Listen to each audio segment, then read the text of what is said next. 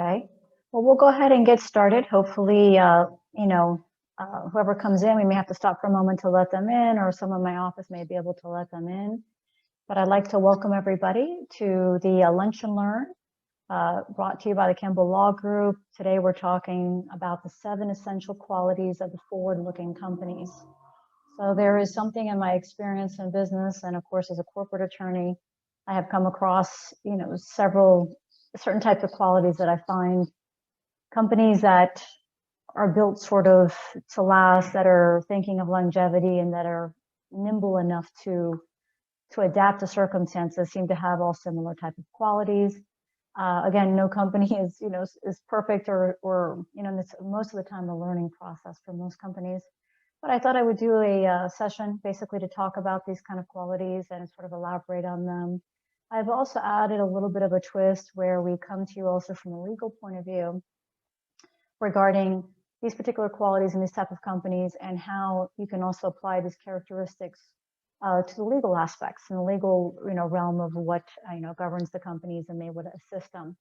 More often than not, people do not realize that the legal aspects can get a company into trouble. They can be doing wonderfully from a business and a sales point of view and operational. And if they leave behind the legal aspects of what goes on, unfortunately, a lot of times it's going to come back and be a problem in the future, whether it's an employment issue, a contract issue with clients, governmental agencies. So it's also equally important that you actually have these characteristics and have certain type of discipline and understanding of the legal world and how it does affect your company as well.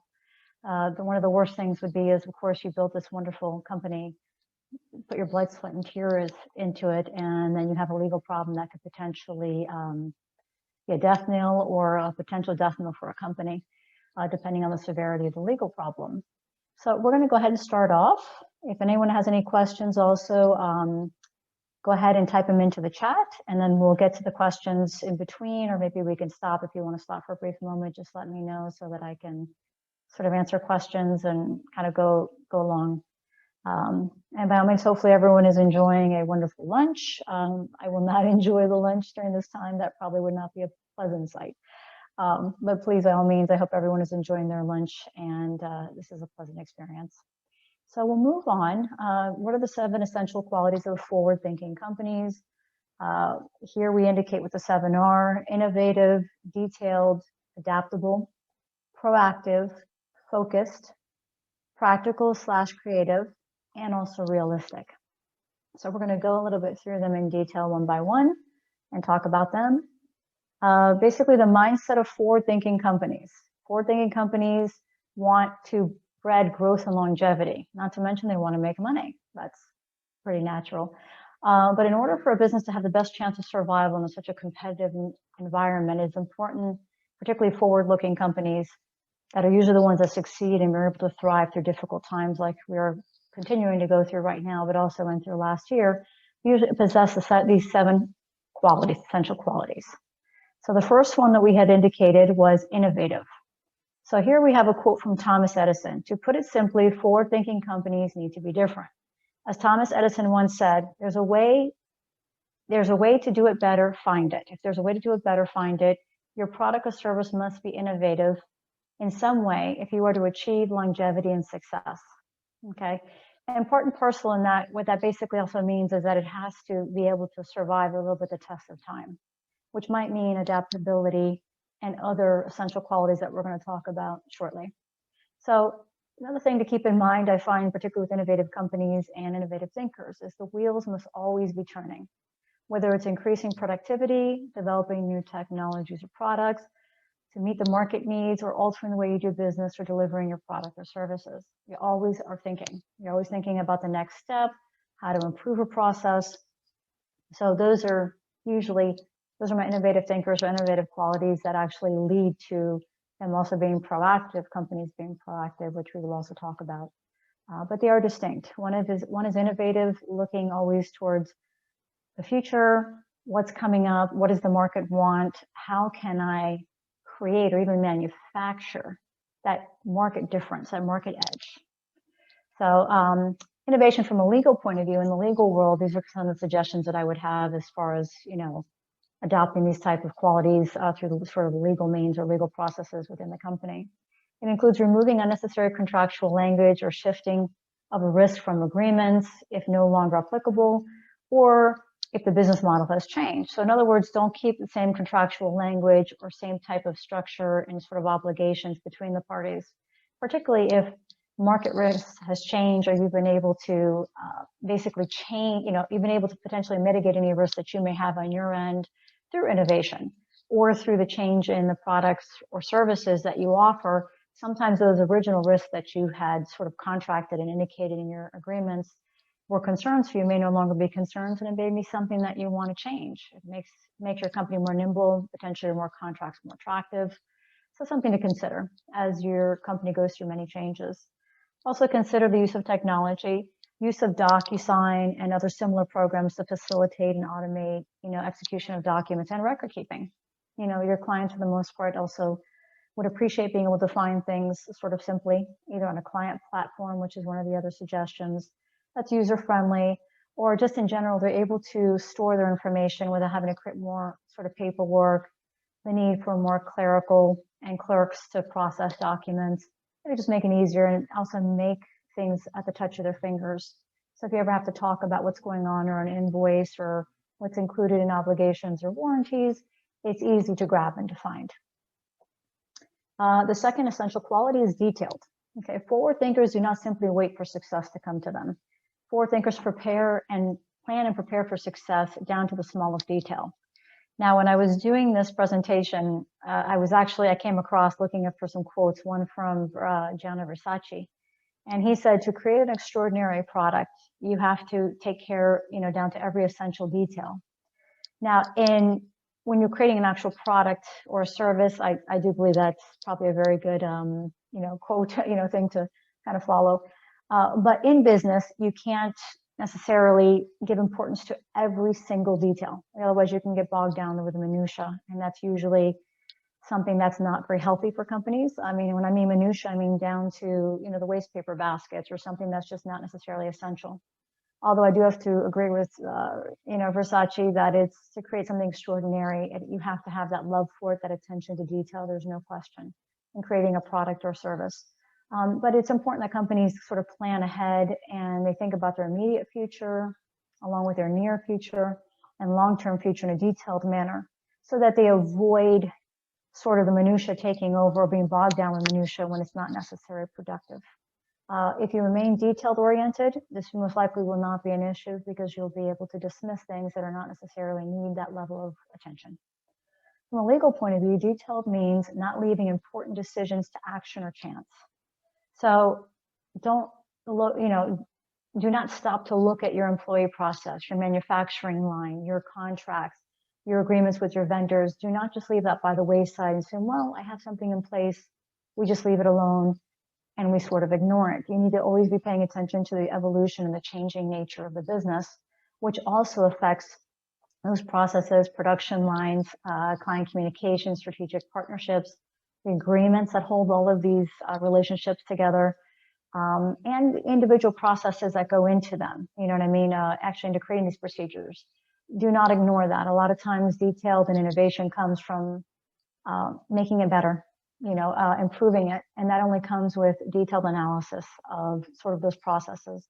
I don't think this is something that has to be done every day or every week or every month, but certainly you want to consider these things at least every 6 months to a year. If no change is needed, no harm done. Basically, you'll move on to the next one and you'll be sort of focused on understanding how you need to be paying attention also to that in addition to other things going on with your business. But it becomes part of your core structure to make it part of the process that makes you successful. Number 3 is adaptability. This is a very, very important, and we all know more important than ever given this pandemic and this the unprecedented economic and political upheaval that we are seeing in the last year between domestic and global markets, countries, and of course with the pandemic that has undoubtedly affected everybody. So adaptability, forward-thinking companies always try to read and understand the direction in which the winds of the market are blowing, and they adjust to them effectively and efficiently. So many of the companies, I'm going to give you a couple examples of the companies that literally shifted and adapted within months. and became leaders and sort of thrivers in the 2020 pandemic.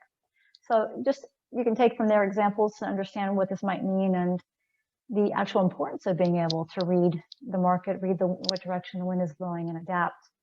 Important in this also is making sure your company remains nimble enough to adapt, which goes back to being detailed, innovative. If you're keeping all of these other essential qualities in mind, it makes it easier for your company to adapt. So another thing, the company should not fear change.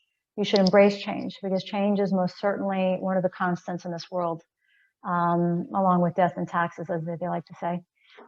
Being willing to pivot, do not hesitate, to pivot if you need to. If not, you may find yourself sort of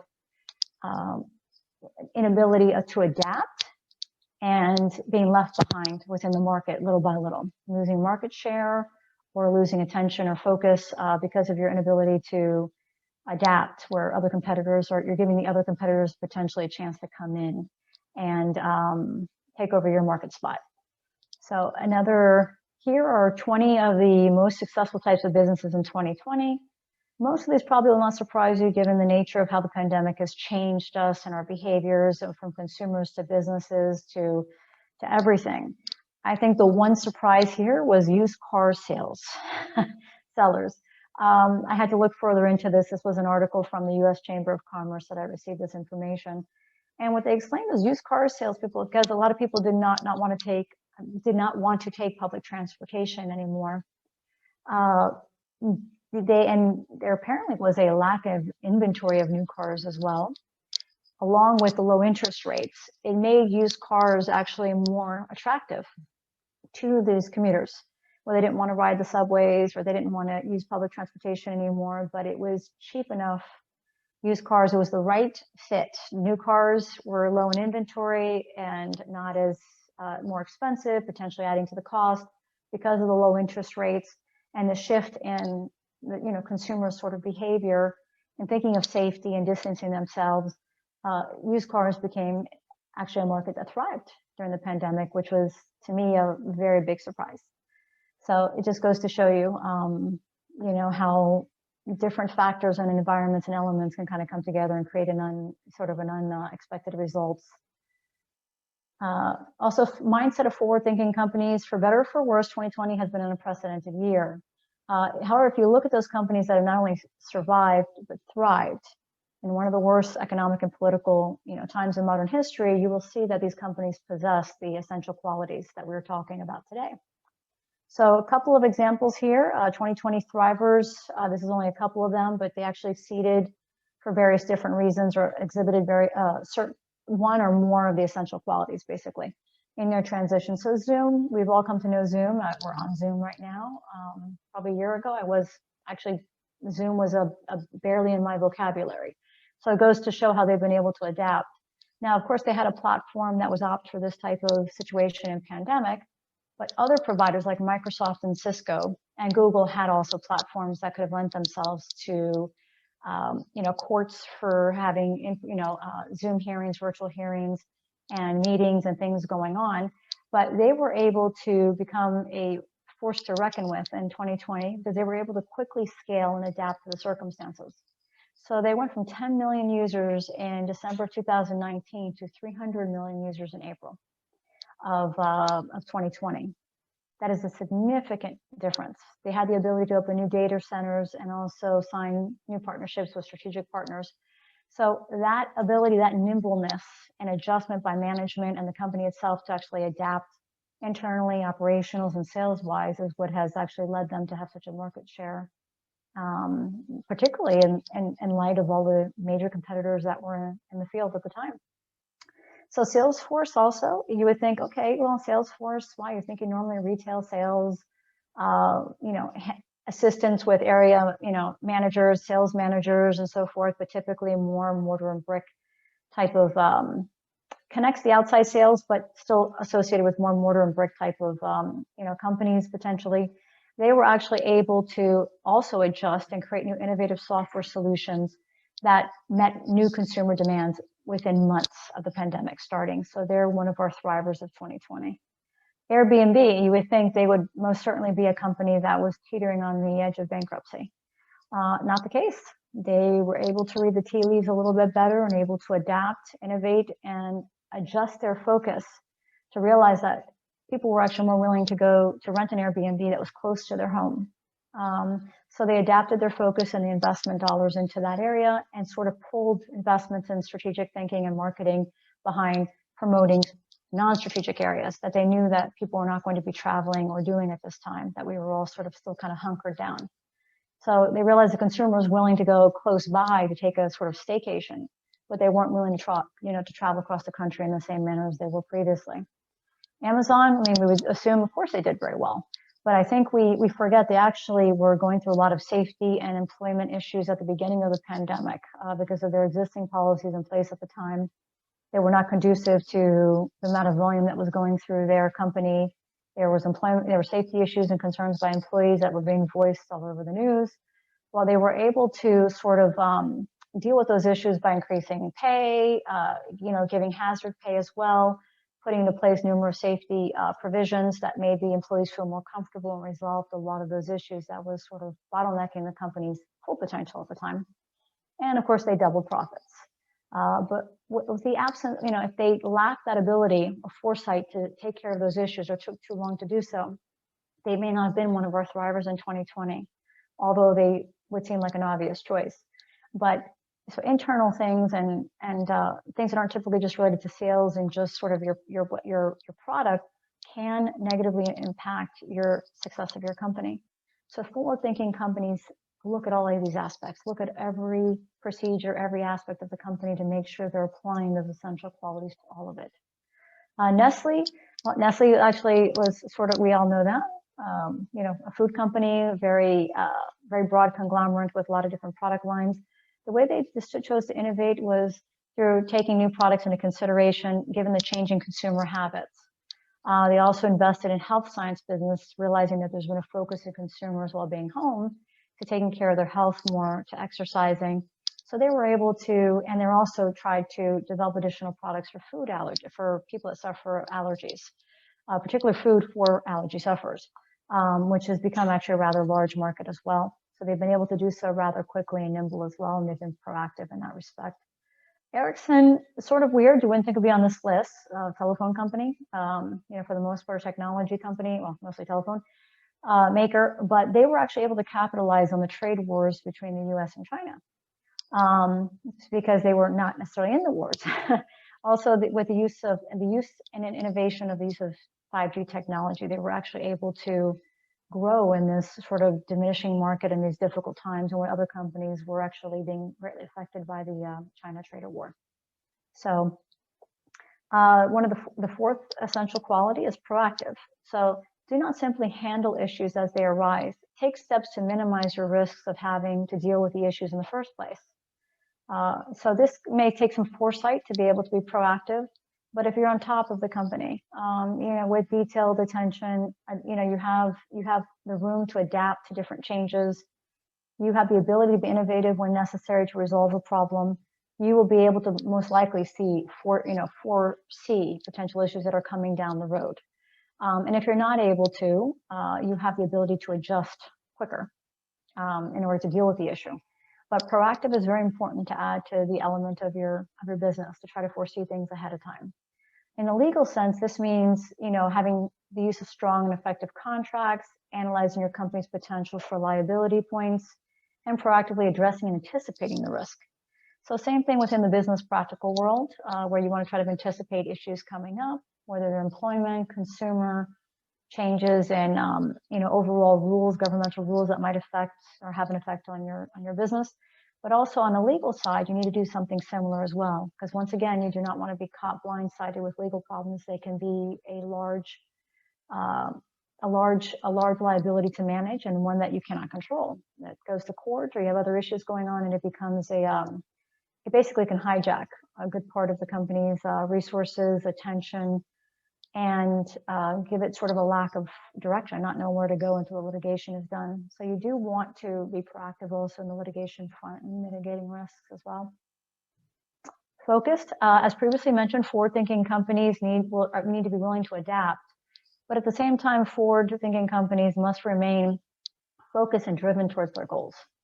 Now, this doesn't mean that your goals have to remain sort of steadfast and quicksand, at all times and never change. You still must be consider being proactive, being innovative, and adaptable depending on the circumstances. So you have your goals, but not every action that you take, your goals your goals can change, but not every action that you take serve the process of achieving the goals, whatever they may be at that time. So, I mean, it doesn't mean that you can't do things that keep you focused on the business and your particular goals at that time. That's something that should be sort of part of the culture and the environment of every company. And if the goals change, you take that same discipline and focus and you adapt it to the new goals, basically. So this also means cutting out anything that's unnecessary or excess, and being willing to say no to bad ideas or the idea of leaving everything the same. So not only do you want to be careful in sort of engaging in frivolity of just sort of, oh, there's an idea, let me try that. You do want to have some discernment and some sort of thought process about it, whether it's a good or bad idea.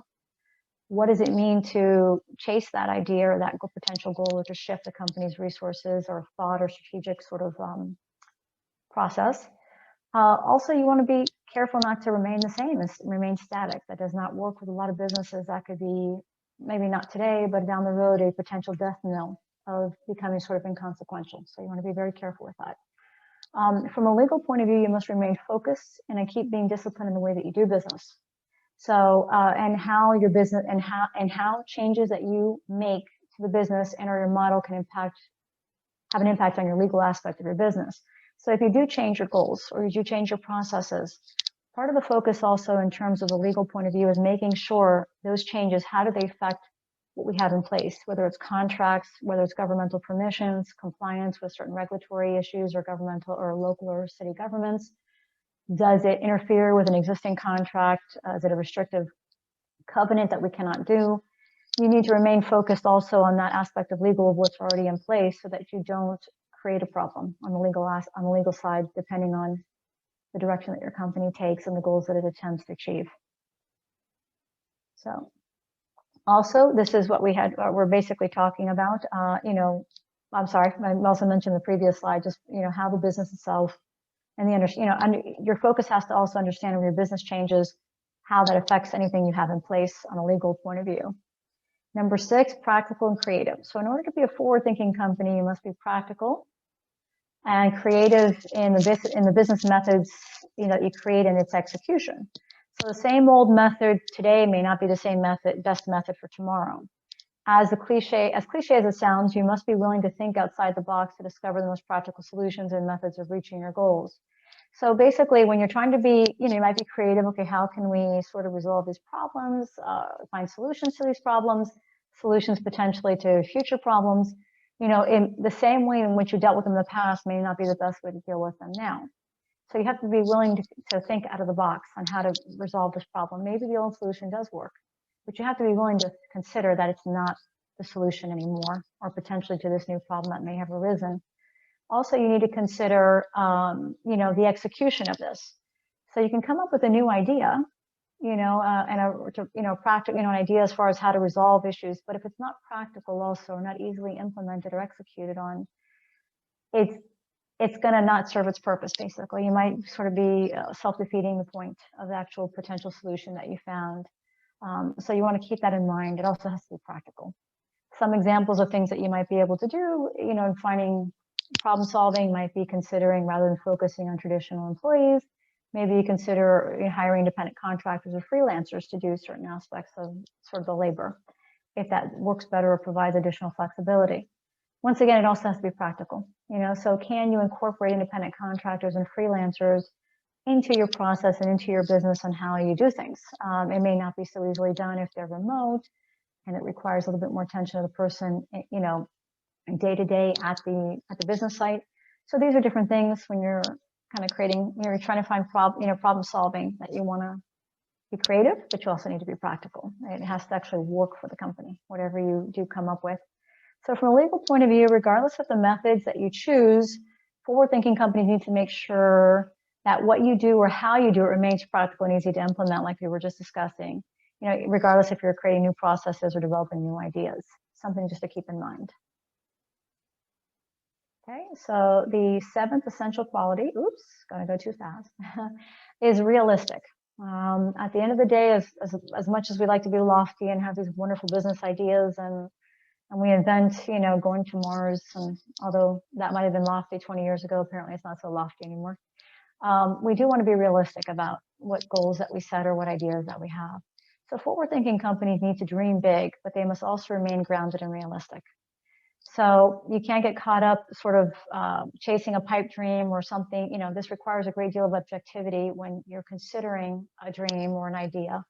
And you need to consider what your definition of impossible is, because impossible to one person may not be impossible to another, or vice versa. So you have to really be very clear and have your feet on the ground to distinguish what is attainable actually by your company. So you can determine what resources to potentially give to that goal, whether it might be something that's just more sort of R&D. You understand the likelihood of it succeeding may not be great, but then you adjust your budgets and your personnel and everything accordingly, depending on the circumstances, or you decide not to do it if it does not seem realistic, depending on what's going on. From a legal point of view, although it is not always recommended from a business point of view, don't promise something that you cannot deliver.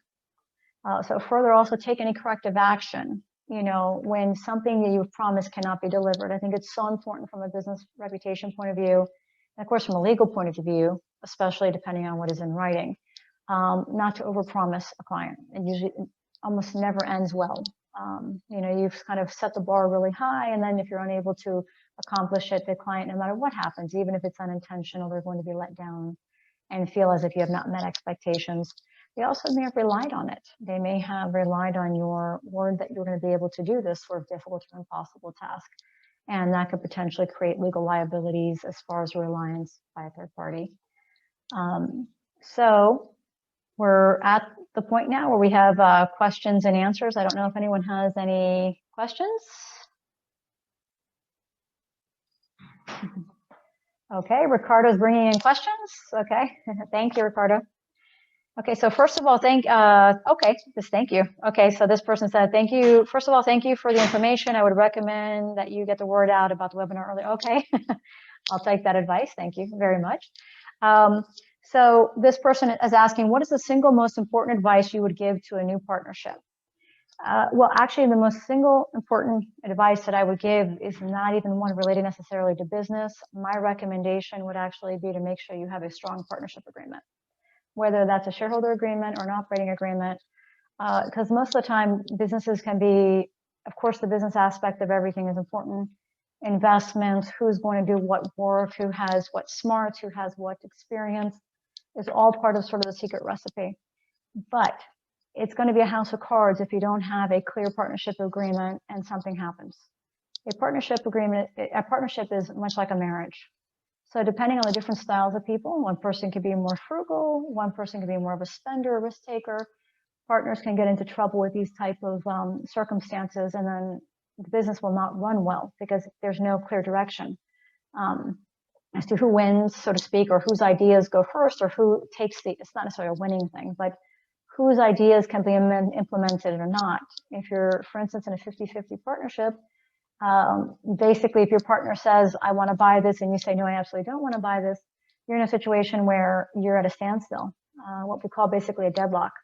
So partnership agreements, operating agreements, shareholder agreements actually help sort of, it's not pretty, it's almost like a prenuptial agreement, but it helps define what each party's rights and obligations are and what to do in the event of a difficulty, whether it's a buy-sell provision or how to break a deadlock. That type of agreement, particularly those provisions, helps ensure the continuity of a business. Unfortunately, sometimes one partner will have to leave and the business will continue, but at least you ensure the business is not destroyed by this sort of business divorce, if you will. So, okay, also what employers and companies might do once COVID fades, remote work, and how to successfully manage the employee workforce. This is actually a question I get often by my existing clients, and I think we have definitely experienced a seismic change, so to speak, in the world. And the workforce is no different. So do I think that a lot of people are going to come back to work? I think at first blush, everyone thought real estate, hard sort of real property is not, is going to go by the wayside. Everyone's going to start working from home. But I also think people realize that is not a complete solution, where it might offer more flexibility, to particular employees, less driving, actually potentially even more productivity, and ability to attract more talented employees with that flexibility. I do think in-person employment, so to speak, is not going away. I think it's going to come back. There's no question. Now, there may still be that sort of divergence where we have a little more flexibility with remote workers. But how do you successfully, manage remote employees or your remote workforce? This is a complicated issue and also touches upon employment law, because employment law requires the employer specifically is required to keep time record, time records, basically on when the employee is working and not working. How do you manage that when the employee could be taking a break, every 15 minutes that you're not aware of, or potentially not taking a break and saying that they're working 10 hours straight? So one of the ways in which to sort of navigate that is clear-cut policies. If you are not working for at least 10 minutes, or more, you must clock out, you must take a break. And if it's still wishy-washy and the employee is like, well, today I did and today I didn't, and then I ran to do an errand for you, and then in between I did an errand for myself also, but I got the work done, you probably want to clarify those lines a little bit more. You want to say, listen, I need you really to there has to be a little bit more regimented. So your lunch is at this time, errands are done at this time. Please only document, if you have to do separate errands personally, please do them at a different time. That gets a little tricky, but the problem is the employers are the ones with the liability if they can't prove what the employees have actually worked. So if an employee says, I worked 10 hours, and the employer says, I don't even think they worked 5. The amount of work that they got done is very little. It's hard for employers to gauge whether or not that's actually due to sort of an unproductive environment, difficult to work remotely, or is it the employee sort of abusing? And, potentially trying to, get paid additional hours that they're not working and taking advantage of the fact that the employer cannot verify what they're actually doing.